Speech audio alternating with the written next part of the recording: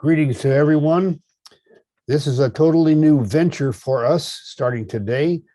We're actually at work in our fly tying room. And as often happens when we're working, we don't tie a complete fly. I tie one part and Gretchen will do the other part.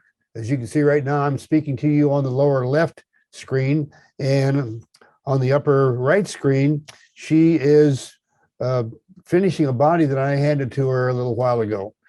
I can see from our inventory that we need to add some size 12. So what I'm going to do is switch over to my vise, and that's a focus fly in there right now. I'll get the camera focused, and I'll start tying some size 12 bodies so that she can finish them. And by the way, these bodies don't have to become Royal Wulffs. Many of them become Royal Humpies and other flies with white wings. So it's just our way of having inventory build up of partially completed flies that we can use to quickly fill orders, or in this case, we sell a lot of Royal Wulffs, so we'll have them in inventory. And this is size 14 that I'm working on right now. Yeah, she's on a 14 and I'm working on the 12s. And let's go over to the materials for just a moment. You can see the materials in the lower left of the screen. And I've got my dry fly hooks already set out. This is standard dry fly hooks. They're the equivalent of the TMC dry fly hook or whatever. We don't have a manufacturer on them. We went straight to the factory and bought them. And when we would do that, you got to buy them 100,000 at a time. So it's not what people normally would do. I'm going to set that aside. In fact, I'll set it over at my tying area. I'll be working out of that box. I'm using white thread. I'll talk about that here in a moment. I'll set that over there. And we have deer hair for the tail and calf tails for the wings. And I've already used the static guard to get rid of static electricity. Something that's really important. I'll bring this up here so you can take a better look. I want you to notice how dark this is across the top here, and even the lower part of the hair fiber is fairly dark until it gets right down to where it joins the hide. This is off the backbone, down over the shoulder, down over the rump of the animal. That's what you need for wings and tails on these kinds of flies. The rib material and all that's all good for other things, but they're not good for wings and tails. And I've got two calf tails here. I'll see which one is the best. I'm tying size 12, and sometimes one tail is better than another for a 12. I'll find out as I get into it. But for right now, let me switch over here and let's get a hook and mount it in the vise. I'll set my focus fly out of the way and just pick up a. Now, there we go. We'll get that in place. I'm putting in one that he completed earlier. As you can see, I've got the white wings and the tail material. So that's what Al's going to be producing for me. Okay. And I'm going to be now constructing a size 12 partial fly, if you will. And I'm starting at about 1/3 back from the hook eye. That's where the wing placement will be. And I'll wrap to the bend of the hook and come back about halfway. Now I'll just quickly move over to my materials and get a bundle of hair for the tail. And I'm going to clean the fibers. I'll show you in front of the camera over here. I clean the fibers out by rapidly moving my finger up and down through the base ends that you can see right there. And you can see the fuzz. If I do that, it's going to get all over the cameras and everything else. So what I'm going to do is move off camera, but what I'll be doing is rapidly running my finger up and down through there to get that fuzz and the short fibers out. I'll be right back.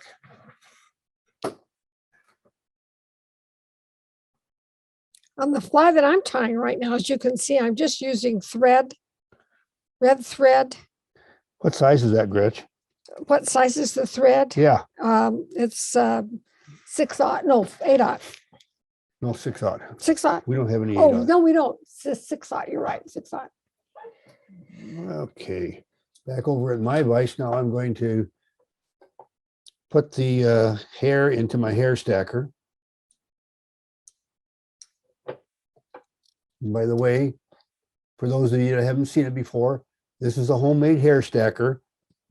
I've got 24 of them, and been with me for more than 40 years. So as you can see, it's made from a shotgun shell base, a 1/2-inch copper nipple, and a chapstick tube. And no, it's not for sale. I get these questions all the time. It's not for sale. It's kind of like there's a couple of things that aren't for sale. My wife, my dog, and my hair stackers are not for sale. Now let's get this down, get some of these shorter fibers out. And then I'll tie this tail on. I want it to be equal to the length of the hook shank. I'll tilt that down on my side of the vise. And I didn't tighten real tight right there, just enough to kind of snug it into place. And my next turns back here is when I really, really, really tighten into it. And why do I do that? It's so this stuff right here doesn't flare up and get in my way. I'll take care of it here in just a little bit. Now I'm going to use snug but not tight wraps as I work my way towards the end of the hook. Now I'm going to trim off the waist. And now when I go back over those trimmed off butts where it had snug but not tight wraps, I go back over with very, very tight wraps to further anchor that in place. And I think you can see then that it's got a pretty good, it's bound down pretty well. Now, the next thing to go for is the calf tail. And I've got to tell you, I'm not quite sure which one of these two calf tails I got here is going to be the best. This one feels pretty good. I'm going to give it a try, and we'll see from that. I'm going to be off camera for just a minute, cutting a clump of that calf tail out. And then I'll come back on camera. And as you can see, it's just like the other hair. It's all fuzzy and everything. And I'm going to run my fingers again up and down rapidly through the butt ends there to get out the fuzz and the short fibers. And I'll be right back. Right now, what I'm doing is struggling to use the little end part of two hackles. Neither one of them is enough for the full feather. So I'm using two of them, and I've tied the first one off, and I'm coming through with the second one. So you're making do with some materials. In other words, we're using everything, and if you have to use a couple, three of something to get the job done and still make a good looking fly, we do it. We do it. That's right. Throwing away materials is bad for business. Doesn't sound like much until you are several thousand flies down the road and you've thrown away several thousand pieces of stuff that could have probably made 30 or 40 more flies. That's thrown away income. Now, what I'm going to do is measure these wings for length of the shank.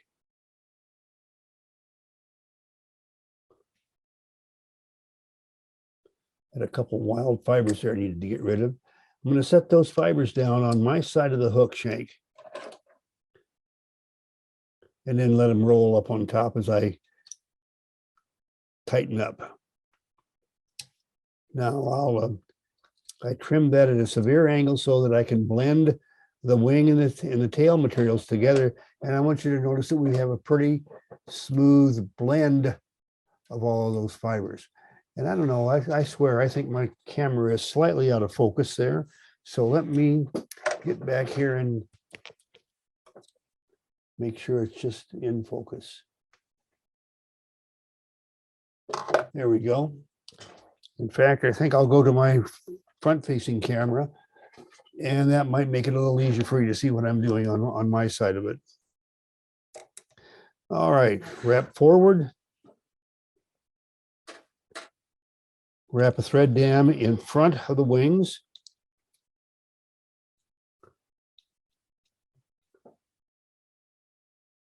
And then I'll leave my thread behind so that I can divide the material, or the wing material, into 2 bundles and try to get them evenly divided. Yeah, there we go.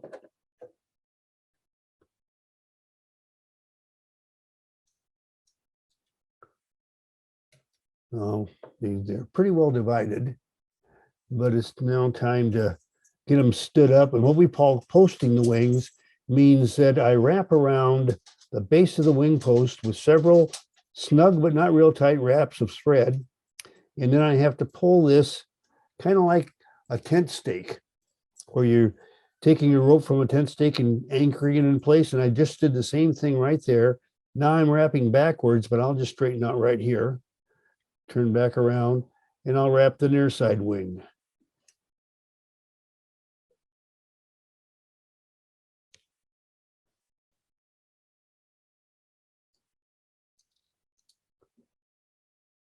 Phew, I just almost cut off my peacock before I got the second. Well, that means you get to do something different, don't you? Yeah. That happens. Okay, well, there's the fly almost done. Or let me rephrase, a partially completed fly almost done, that Gretchen will then finish probably on another day, because right now she's working on 14s, but I'll put a whip finish on that. And one of the things you're going to find in these presentations that we're doing on Facebook, and they'll eventually end up on YouTube as well, is that being a commercial tyer means tying a heck of a lot of flies, and that means doing the same thing over and over and over 50 times more, and again and again and again. That's what a commercial fly tyer is. A lot of you are fly tyers who enjoy the act of tying flies may find that it gets pretty doggone boring after a while. We equate this to the equivalent of data entry. Data entry is a lot of repeated stuff. Well, it's not too different doing flies than it is doing data entry. Yeah, that one will do for now. Anyway, so back to the next one. When you're a commercial tyer, you just don't want to do 1 or 2 flies. Once you get your material out, get set up, it's easier to do several dozen. Yeah. And I know some people find that hard to understand, but I hate to just tie 1 or 2 flies. And I started right out by dropping a hook into the waste bin, and I'll be darned if while we're live on Facebook that I'm going to go digging around in the trash trying to find that hook. So I'll find it later after we turn the cameras off, and I'll get another hook out of the package and we'll go ahead. The other thing too is that I have counted out a dozen hooks, and that's one of our ways of keeping track of what we have, because usually we sell hooks by the dozen. Flies. So By the dozen flies, yes. I'm sorry. Starting my thread at the 1/3 position, wrapping to the bend, and then back about halfway. Again, I'm off to get some hair. I got some hair down here that's got a bit of a curve in it. I'll just get some of that out and then I'll show you how to straighten it. Yeah, it's not curved real bad, but I want you to notice that there is a slight up curve on this. And before I knock the waste out of the butt ends, I'm going to take my thumbnail and forefinger and put a series of crimps on the outside of the bend so that I can straighten that out. That'll make them stack a lot better. Now I'll get out on the tips. And again, I'm going to rapidly run my fingers up and down through that waste end over the waste bin. I'll be offline for a bit.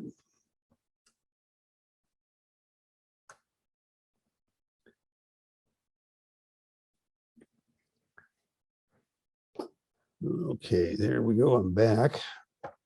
Put it in the stacker.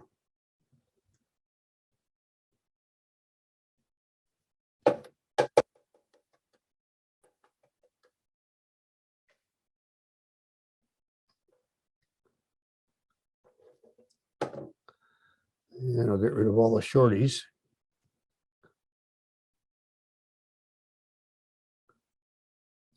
Okay, good. Now we're ready to tie our tail on. I want you to notice that I've got hair sticking to my fingers. Static electricity is already starting to build up. I'm going to have to spray down again here pretty quick. All right. Measure the tail for length. Set it in place. Move it down on my side of the vise. Snug but not tight wraps to keep it from flaring all over the place. Wrapping towards the end of the hook. Really getting, whoops. That one slipped. Let me really bail into that. Okay. Good. Now I'll trim off the waist and really bail into it as I wrap down over those waist end trims. And now I'm at the 1/3 position. Now, for some reason, my glasses aren't working real well this morning, so I'm going to switch glasses and put on a set of magnifiers like Gretchen uses, which set up on my head. And I'll just switch to it so you can see that. That's these things that doctors and dentists use. In fact, we got it from a medical supply house is where these came from originally. But anyhow,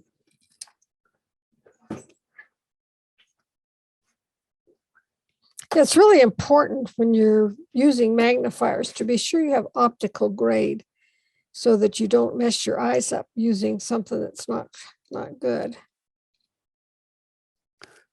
We've tried a lot of things, and for me, this has been key. She just got me into this optical grade stuff. I never had to worry about it until I had cataract surgery on my eyes, and then it changed my eyesight enough that I needed to come up with some way of seeing things with magnifiers. And I've tried several different things, and this is one that works part of the time, and the other one works the other part of the time. Now, again, I need to get rid of the waste, so I'll be out over the trash bin right now.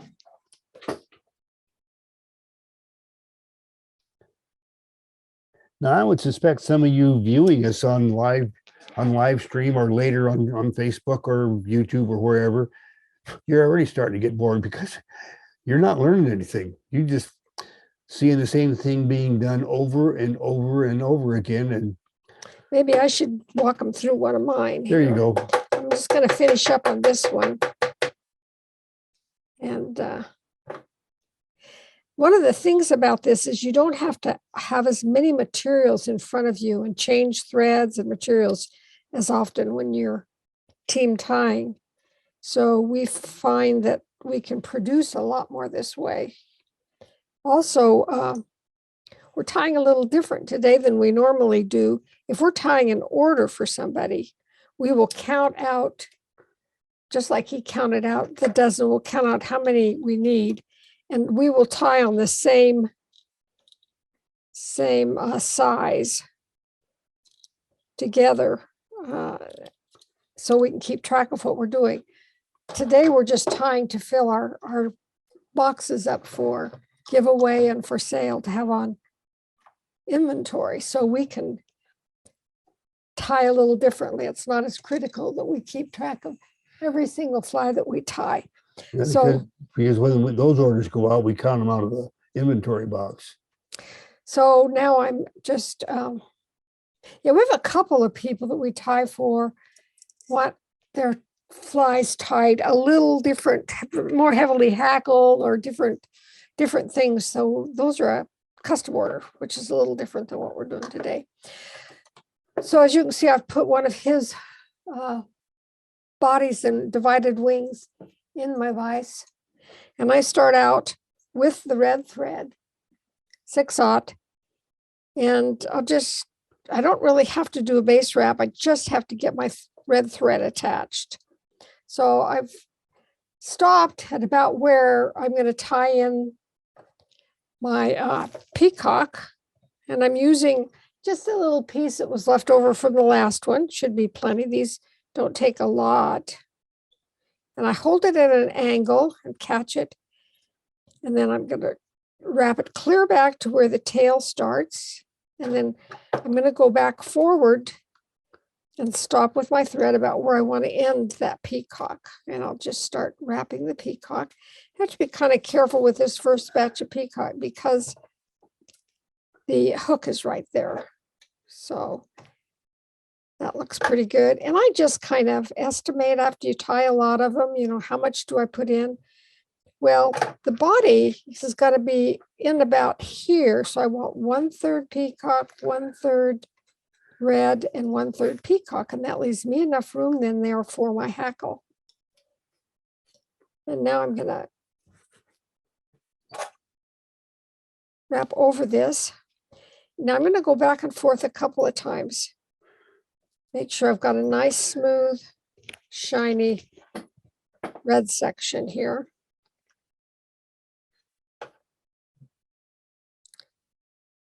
Take a couple wraps in front of it, and I'm going to wrap it. Now, as you can see, I've got a little bit too much red, so I'll just go back this way, cover some of that up with peacock, and come back forward till I've got it looking like I like it, and then tie the peacock off. I'm going to take a wrap in front of the wings with my red thread. Then I'm coming in with my black thread. I'm going to lay it right behind the wings, come forward and catch the red thread, pull it back, take several wraps, and then cut off the end of my black and cut off the red thread. So now I'm ready for my hackle. So, And I need some more static guards, Sweetie. Do you want some too? no, I'm good because doing I'm not good? messing with hair, so I'm Yeah. okay. I don't know if you can see it, but this particular hackle is a little light on the end, so I'm going to cut that off. It's just too light for my Royal Wulff, and then I've cleared off the fuzz and all that white stuff. Put it at an angle, and you need to leave, a 32nd, the 16th, or, you know, a little bit of bare stem.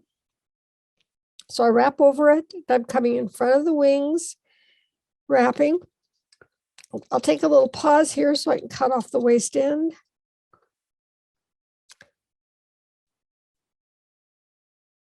And now I can wrap my hackle. Now, as you see, because I've left that space, my first turns are going to be just bare stem. That helps the hackle lie nice and smooth without any sticking towards the back. And I'm going to tight wraps against each other. Now I took one wrap behind. I'm going to go in front and take a wrap. Now I'm going to cross back and go behind again and come forward. And the reason I do that little maneuver is that keeps me from having a bare spot on the off side right by the wings.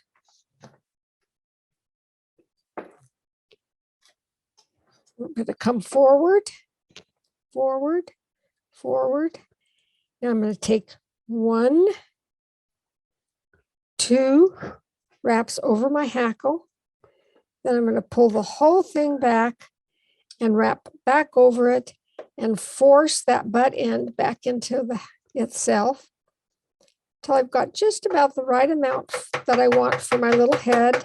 As you can see now, that's sticking back. So I'll pull it forward, trim it off, and you'll never see that butt end. And that's how we get those nice little heads. Now I do a proper whip finish, which means I start closest to the wings and each wrap goes forward, forward, forward. And if I am worried, I could do a couple more. Trim it off. By doing it, starting back by the wings and working towards the eye, you cover up that end and you have a much stronger head. We do put head cement on all of our flies that we sell and the ones we fish with too, as a matter of fact. And I've turned it up this way so that the eye is pointing up. And that kind of keeps the glue out. And I might even, if I got really messy and got too much glue, I might go like this just to make sure I got a clean eye. And that one's done. Look at that, dear. Look at that hackle. Woohoo. Wow. Good job. That one turned out good. Yeah. And whoops, I dropped it. Just to show you what we do then, we've got these, it would be like what a mechanic would have, these little drawers. You want to come in And front of so here? geez, so this is what we've got full of, Those are what, 14s? yeah, those are 14. Size 14 Royal Wulffs. And there's got to be maybe 2 dozen in there. Yeah, well, we feel pretty comfortable when we have 6 or 8 dozen of each size and type in inventory. And then, of course, the unfinished bodies, whenever we don't have anything to do, we set and do something in preparation. That could be sorting hackle, could be doing unfinished bodies. We tie an awful lot of bullet head flies, and we'll set and tie just the bullet head on the hook with nothing else, with the realization that we'll be adding other body materials to the bullet head that we just spun on the hook. Now, to kind of keep the boredom at bay, we sometimes will listen to a book on tape. No, we're not quite doing that right now No. because it's pretty hard to talk over the top of a book on tape with all of you. But in about an hour, we'll probably turn this off and turn on a book on tape because we still have another 10 hours at the voice. Well, I'm probably not going to spend 10 hours. You know, I've got those boxes already. Yeah, we got Christmas boxes to send. Yeah. I need to kind of finish up our Christmas boxes and get those in the mail. And I want to get them in the mail right away, just in case we do have some problems with shipments. Just who knows what's going to happen in terms of the, it seems like there's a lot of buying going on, and sometimes people are hard to hire, so you want to get all your shipping done early, I think, this year. So I'm on another fly. And I don't know how to put on tails and wings, so I keep practicing. Maybe I'll get pretty good at it eventually. It's funny, you get into a rhythm when we get ready to do something online on our Zoom classes that we do on Friday night. I have to tie a couple of the flies that I'm going to tie because you get the right material lined up, you get the rhythm going. And I think that comes from being a commercial tyer. Well, we've tied more complete flies in the last 2 years on Zoom than we have in years. Yeah, because I mean, we'll sometimes spend a whole winter and hardly ever tie a complete fly because I do part of it and she does the other part. Well, there were a couple of patterns when we were tying for River's Edge that we tied complete, like I did the George Addison stone. And I tied that complete fly. And there were a couple you did. I can't remember what they were, but some of those, it just wasn't a good place to stop. Yeah. So and a little brassy I did. I tied that whole thing because it was, it's just brass and ostrich. And that was interesting. I had never really tied with ostrich before. And so I took probably half day, maybe a day, just tying ostrich, cutting it off, tying ostrich, cutting it off, because I just didn't have the feel for it. I just broke my thread, Gretchen. Uh-oh. So it does happen to commercial tires too. I was too busy listening to you. I'll just hang a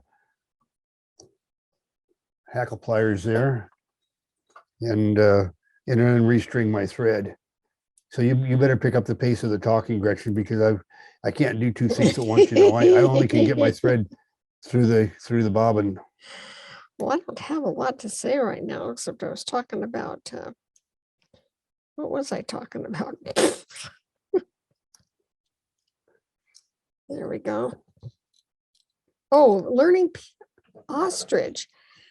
which is similar in some of the ways it acts to peacock. And there's just some little tricks to get it to lay facing the way you want. And so if you're struggling with that or any other material, I recommend you just put a hook in the vise, tie with it, get a razor blade, cut it off, do it over, and do it several times until you get it the way you want it.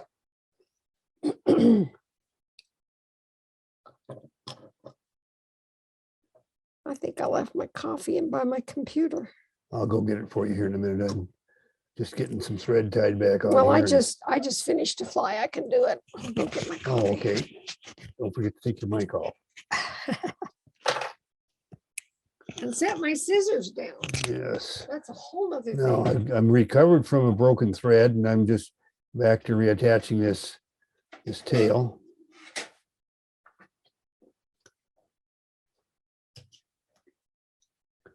And really tight wraps as I go over those trimmed ends to hold that hair in place. It kind of builds a ramp here. Let me zoom in on it. Maybe I can. You see how it kind of does a ramp here and works its way down? Well, when we do the wing from the wing hair, it will be cut at an angle so that the ramp is the opposite direction and the two will blend together. There's a couple things we do. Oh, I guess I can put my mic back on. Yeah. There's a couple things we do to speed up just the tiniest little bit of what we're doing. And one of those things is we always keep our scissors in our hand. And they fit. Let's see. You want to be on camera? Yeah. Well, over here. Yeah, this shows it. Whoops. You want to be There, look at that. Oh, okay, got it. Yeah. That shows it pretty good. That's how I keep my scissors in my hand. And then additionally, sometimes I'll keep an extra bobbin stuck in there like that when I'm tying, because it doesn't bother me. I can just tie. So if I'm really trying to increase my speed, I can be tying with the black and have the red in my hand. And after you do that for a while, you don't even notice that you've got scissors and an extra bobbin in your hand. And I don't have large hands, so it doesn't have anything to do with the size of your hands. It's something Al taught me when we first started doing commercial orders. So the thing with scissors is sometimes you'll go upstairs to stir the soup or whatever, and you find you've got scissors in your hand because you don't even become aware of them.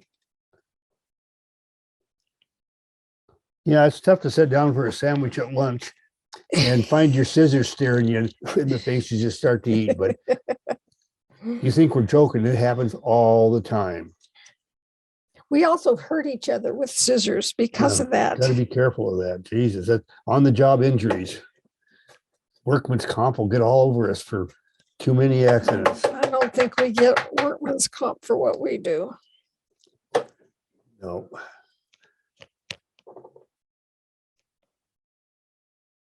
When you were guiding, though, because you were a contractor, you didn't have workman's comp either, did you?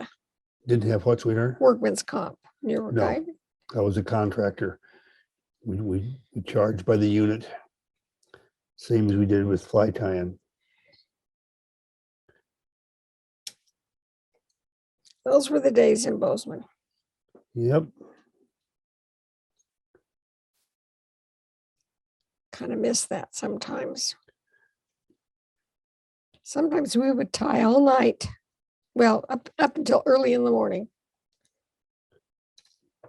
And when she says early in the morning, we're talking like, 1, 2 o'clock in the morning. We tie all day and into the night and listening to a book on tape or something. James Patterson could keep you awake for quite a while, some of his books. Mitchner was good. Those were the days when we listened to a lot of Mitchner. What was that one about the Russian sub? We listened to that one. That was Hunt for Red October, but that wasn't Mitchner. That was it? Of course, I can't remember now. It was not Patterson either, but anyhow. That's before we found Patterson. That's probably before Patterson was writing. Yeah. Okay, looking good. This is a box of hackle that I keep right here by my, and as you can see, it's size 14. That really helps to have hackle sized.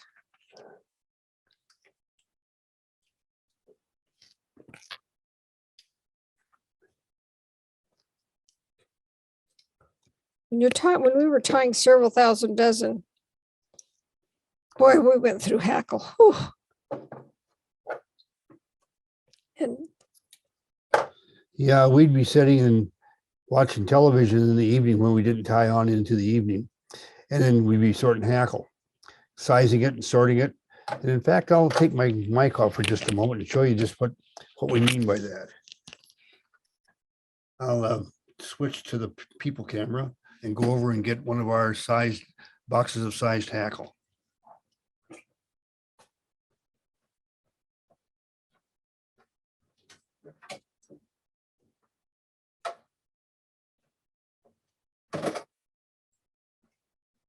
What we have here is a box of, this is brown 6 through 12. That size is 6 through 12. And what we do is we have the non-skid rubber stuff that you put in around dishes and stuff to protect them. Well, it also keeps your hackle fibers from flying all over the place and slipping. And anyway, that's just a bunch of brown sized hackle. And these are sizes 6 up at the top and 12 at the bottom. And then there's another box for 14 through 20, I think it's. Yep. Well, and in the 20, I will put, if I have, it's 20 and smaller. Because we don't get that many. We don't tie much at 20 and below. Let me get my mic back on. In fact, I would say 14 is our, when we were tying commercial, was probably our biggest producer. I mean, we did a lot of 14s. Well, another bare hook in my vise. That means I have work to do. Okay.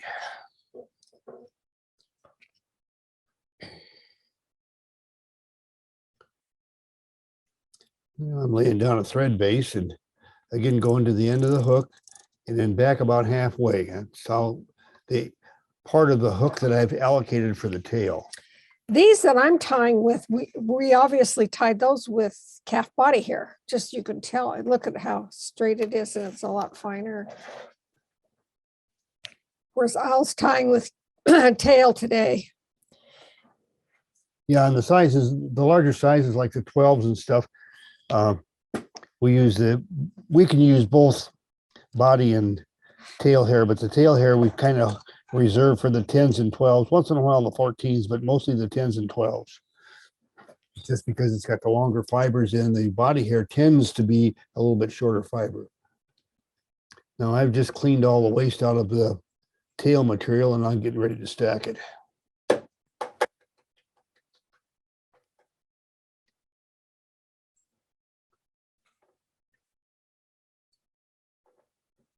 And I'll get clear onto the butt ends now and get rid of the last of the major shorties there. All right, and I'll just get ready to tie them into place.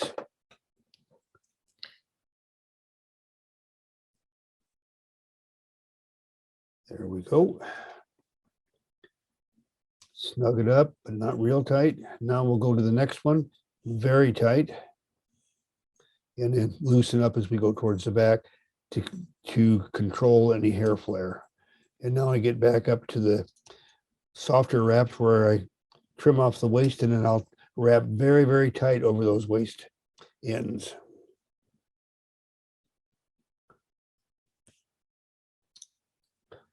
Okay, back over for the wing material.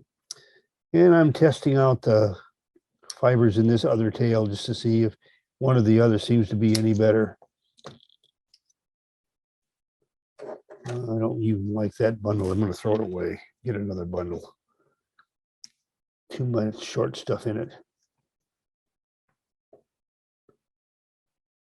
Here's a pretty good side. Some of the tails have the animal was harvested more towards winter, and there's a lot more under fur in it.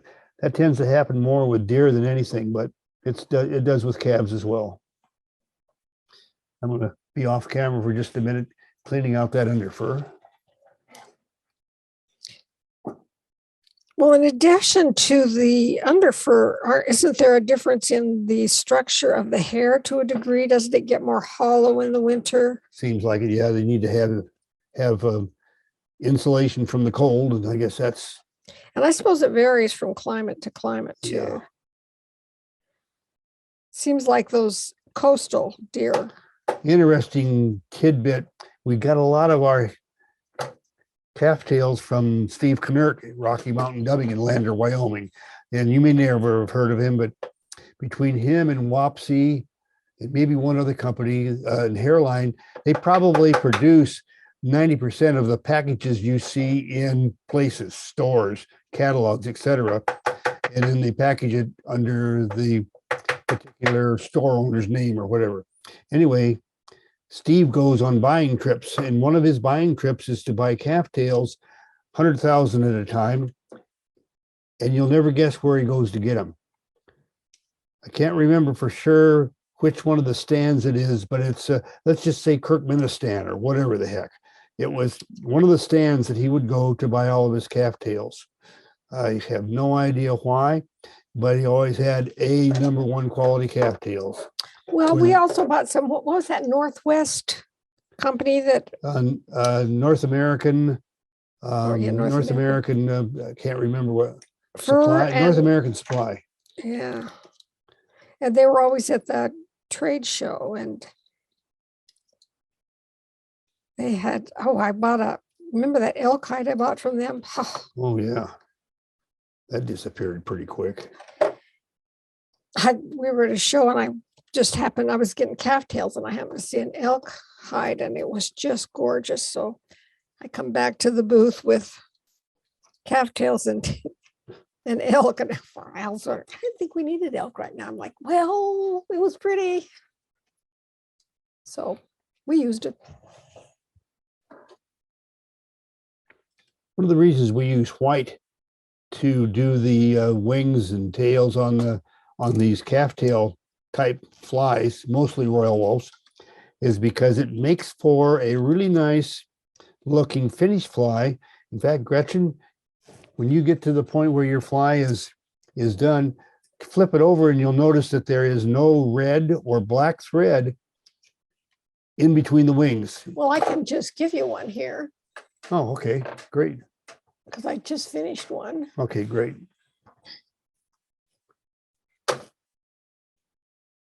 Right, there we go. So when you look at one of our flies, it may have black thread here at the front. Oops. Here at the front on the head. But you already saw it go together. It's got red thread back here, white thread tied all of this. And when you look down between the wings, you don't see any black thread crisscross between those wings. We just think that doesn't look real good, lacks professionalism, and that's, I guess, one of the reasons people pay the prices they do for the flies that we sell. Here you go, sweetheart. All right, I'll get back to work here.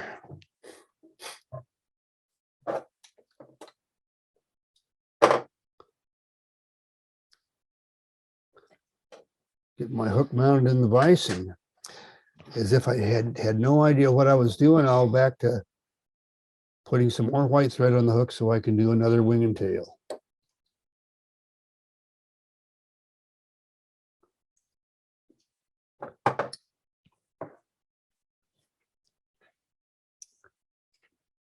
Now, again, I'm going to get down here in this lower right corner. There's a little bit of crookedness in that hair. And I'll come back and it's a little bit curved right out here. And so I'll straighten that out a bit. It'll stack better and it'll make a better looking tail. And that's all cleaned out. They're straightened out. Another thing about hair is how it was processed that is key. And Rocky Mountain Dubbing tans their hides, but they tan it with a process that keeps the pH the way it was, and it just doesn't break a lot of the tips. Just really good tying stuff. There are some people that use borate, I guess it is, and when they do that, it's a stiff felt. It's very stiff, and we found out the hard way that my skin doesn't tolerate that stuff. I ended up all broken out when we used one of those. Yeah, we went into the business for a while of selling animal hair to fly shops because we had something Gretchen couldn't stand to get next to. And so we packaged it up and sold it to fly shops because not everybody is allergic, of course. Yeah, I think that's the stuff maybe that's in laundry detergent too that Yeah, she has trouble with laundry detergent. Now, I wasn't real careful, and I want you to notice that I had this one here. I managed to get it out of my way, but it came back here and got in my way. And now I'll pull it out now because it's a little too tight when I was tying in the initial bundle. Now here's where I want it to get tight. And then I'll loosen up as I go towards the back of the hook, just to keep that hair flare under control. Now I'll trim off the waist and then I'll really bind into it as I wrap through those waist ends to tighten it up. I'm going to tie this hackle on with using a short one to start and then a longer one to finish. So I'm going to be tying with 2 hackles. So I'll kind of show you how I do that to keep, if I were to tie them all off in the same place, I could end up with a big bulky head, a big bump on the head. So I'm going to tie them in together at the same time. So my starting point is the same, but I'm going to come here to the front and stop right there. So I'll take this one and I'm going to just they're not going to be real tight wraps, as you can see. So I'm going to go in front. Whoop. Oh, I caught my wing. That wasn't good. There we go. Don't you just love it when you're trying to show something and you mess it up? Yeah. Okay, so I'm going to tie that off about halfway to the eye there from the wing, the halfway point between the wing and the eye. I guess that's what I'm trying to say. I've got a little fiber there that I don't like there.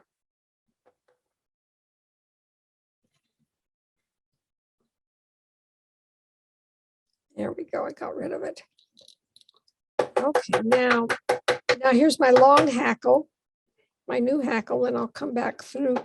Notice I kind of weave back and forth so I don't tie down the fibers. Now I'm going to come forward and finish off with that longer hackle.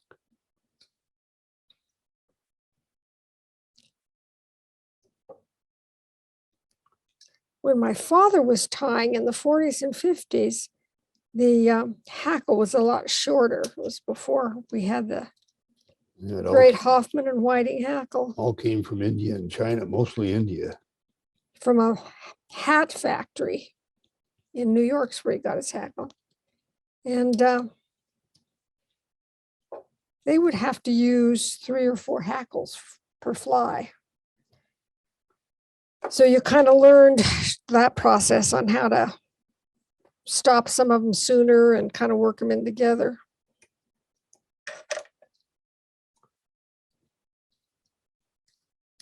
There. And see, I still maintained my smaller eye, and I've got a good, no space back here behind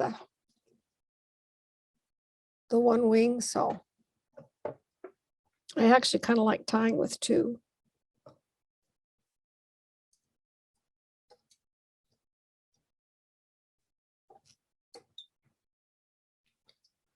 All right.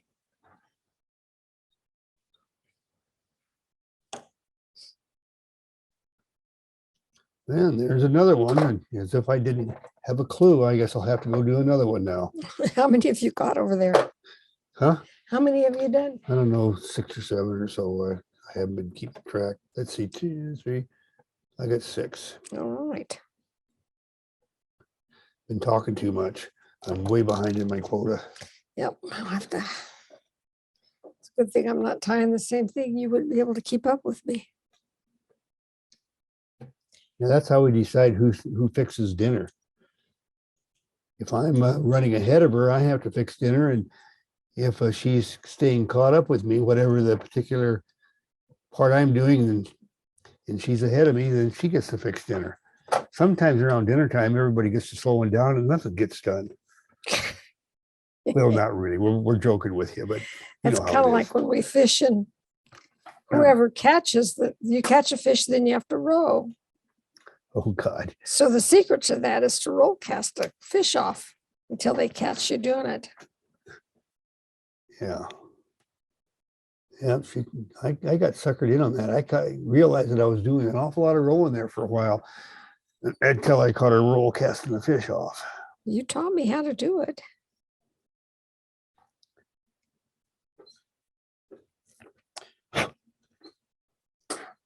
For some reason, I keep catching the wing hair on this Yeah. fly. There we go. Ah!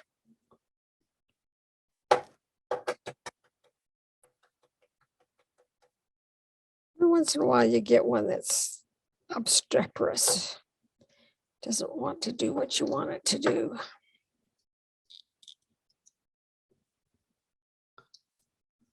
There, we got those little shorties pulled out, and now we'll tie on the tail. Measure it for length. Down on my side of the hook, snug but not tight wraps. Snug it up just a little bit, roll it up on top. Go to the next turn, bind into it really, really hard. Start softening the wraps up as you go towards the back. In fact, if I don't, you see how it kind of flares a little bit there? Let me pull that flare back under control. You want that tail kind of tucked together. And there we go. Now I'll trim off the waist and then really bind into those waist ends as I go forward to start my wing. Get the twist out of my thread. Go back over and get some more. This hair right here is way too heavy. I like this kind of hair better for trudes and stuff like that. Still nice and straight and everything for tying anything, but it's just a little bit too thick. This is killed at a different time of the year or what. Anyway, it's a finer hair. It's a lot easier to work with. On these divided wings, it'll end up being Royal Wulffs or Royal something or others. Get this one. So are you talking about the calf tail? Yeah. One is heavier. Yeah. And the same thing happens with all the other hair as well. And like bucktails, towards the base end where it joins the body, the hair tends to be a little bit thicker and it gets a lot denser and more slender as it gets out towards the tip.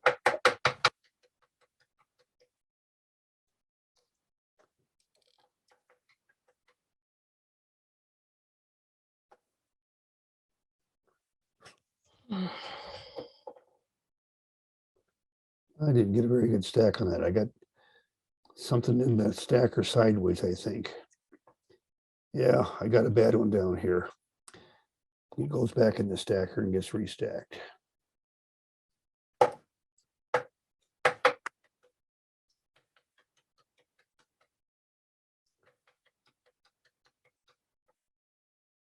There we go. Oh, that's better.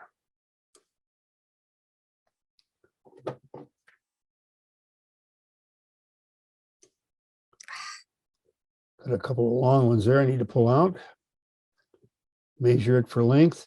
I tend to tie my wings in a little bit long, and then I'm pulling the butt ends to make them just pull them back into the length that I really wanted them to be.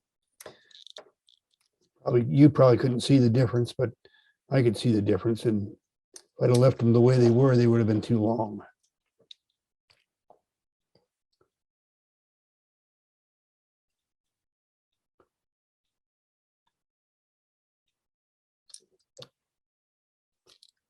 All right, there we go.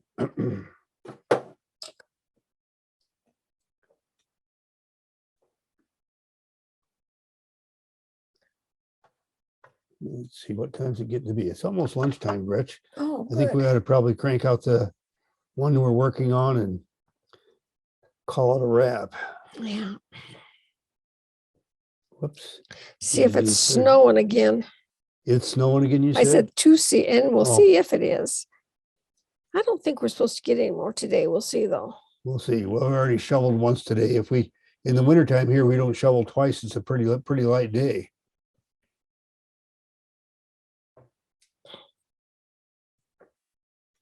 Well, it's easier for us old folks too to shovel. Yeah, for old folks like us, if you leave the snow until it quits snowing, around here it tends to switch to rain at the end, and then you got a big tall stack of snow that's well, Permeated with water. permeated with water. And for old There. folks like us, it's just too much to try to move it. So we try to keep ahead of it before it gets to that way. Anyway, there's another one, and let's see, 2, 4, 5. I'll tie one more, so I end up with an even number done, which is 8. I will have completed. So I pick up the pace here a little bit and quit talking so much. No idea how many I tied. Huh? I have no idea how many I tied. No, that's because I'm laying mine out in front of me to keep track of them on the count. All right.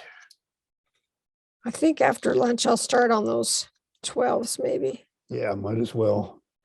We need a few of them in inventory anyway. Seems to be a pretty popular size. We're always out of the 12s. We had a customer in New Zealand or Australia that wanted the big, or he was going to New Zealand, wasn't he? And he wanted the great big Royal Wulffs. Oh those? Yeah, that was God, I can't remember his name, but anyway, he was in New Zealand. Oops. And he wanted size 4 Royal Wulffs. So we'd tie him about 15 dozen size 4 Royal Wulffs every year and send them to New Zealand. Well, we also remember the great big huge thing we did for, was that for partridge or no, who was that for? Mustad. Remember the hook? We did a shark hook. Yeah, we did a 1900 shark hook for a booth display at fly shows for mustad or partridge. I can't remember. I think it was mustad. Anyway, it was pretty cool. Yeah. What did we do for the I can't remember what we used, but to get the materials was. Oh, it was. I mean, the wings was like a full feather instead of a feather slip. It was a whole turkey feather. Yeah. Well,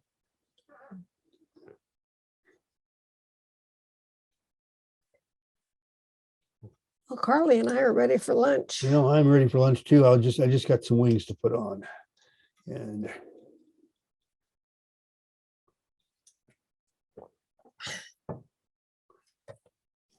Let's see, I'll put my focus fly back in. Yeah.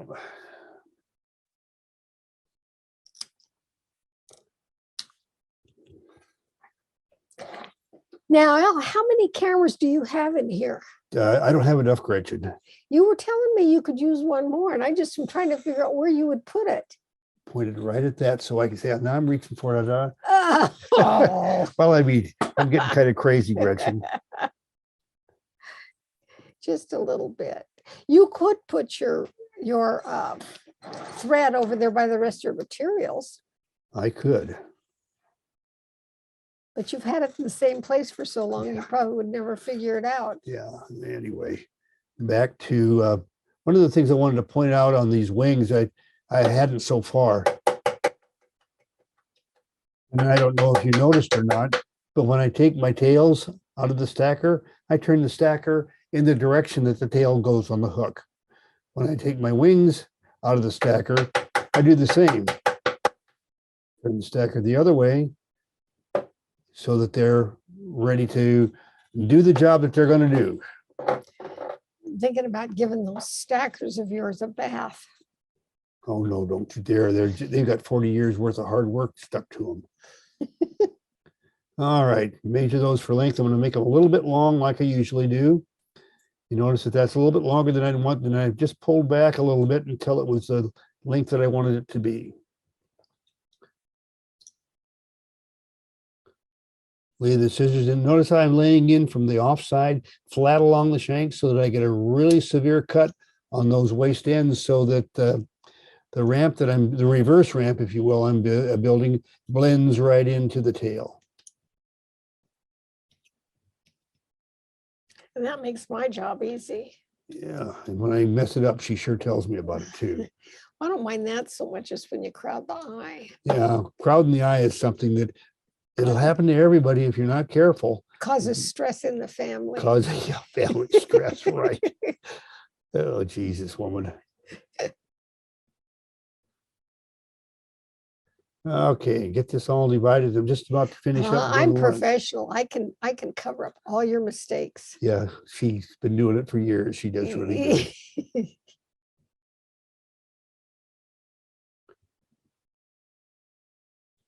Looking good, dear. That looks good.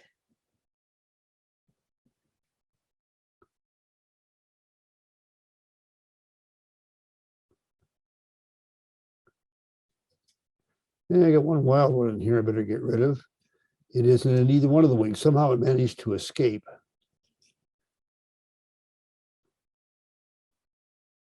There, it's gone now. Whip finish tool.